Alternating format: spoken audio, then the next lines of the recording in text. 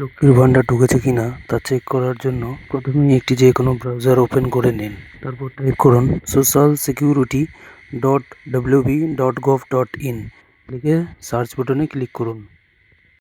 একটু অপেক্ষা করলেই গভর্নমেন্টের যে ওয়েবসাইটটি আছে সেটি খুলে যাবে।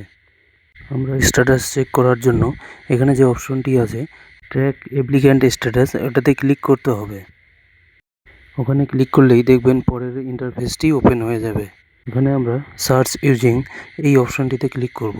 এখানে ক্লিক করলে আমরা 4টি অপশান দেখতে পাবো: অ্যাপ্লিক্যান্ট আইডি, মোবাইল নাম্বার, আধার কার্ড, স্বাস্থ্যসাথী কার্ড। যেটা সুবিধা বলে মনে হবে সেই অপশানটি চয়েস করে নিন। আমি যেরকম এখানে মোবাইল নাম্বারটি সিলেক্ট করে দেখাচ্ছি। মোবাইল নাম্বার সিলেক্ট করার পর আপনার 10 সংখ্যার যে মোবাইল নাম্বারটি রেজিস্টার্ড করা ছিল সেটি নির্ভুলভাবে বসাতে হবে।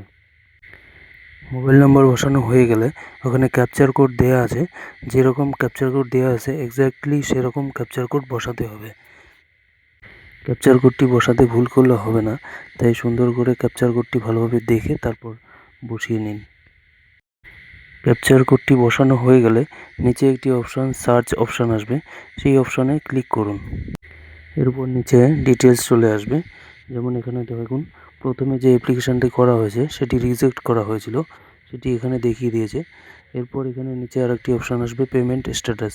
এখানে আপনাকে যে ডাউন অ্যারো কিটা ওখানে ক্লিক করতে হবে। ওখানে ক্লিক করলে আপনি পেমেন্ট স্ট্যাটাসের ডিটেলসটি দেখতে পাবেন।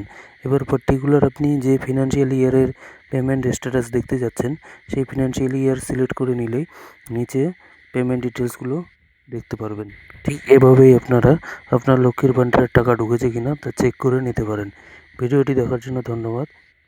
ভালো লাগলে অবশ্যই লাইক, কমেন্ট, শেয়ার করতে ভুলবেন না। ততক্ষণ ভালো থাকবেন, সুস্থ থাকবেন। দেখা হচ্ছে পরের ভিডিওতে।